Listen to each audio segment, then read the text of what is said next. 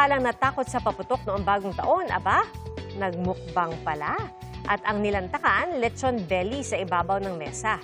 Ang pagmukbang ng asong si Chucky, nabisto nang i-check ng kanyang fur mom ang CCTV dahil napansing, aba, naubos yung lechon belly. At tila sinamantala raw ni Chucky ang pagkakataon habang nagtatago ang ibang aso sa kwarto dahil takot sila sa paputok.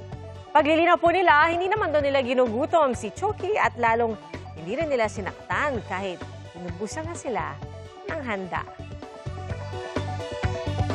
At kinagiliwan din online ang tila pagtakas naman ng isang chow-chow mula sa kanilang bahay.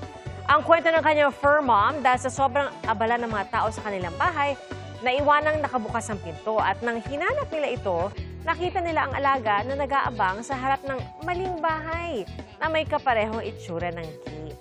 Ligtas namang nakauwi ang alaga. Mga kapuso, maging una sa saksi. Mag-subscribe sa GMA Integrated News sa YouTube para sa iba't ibang balita.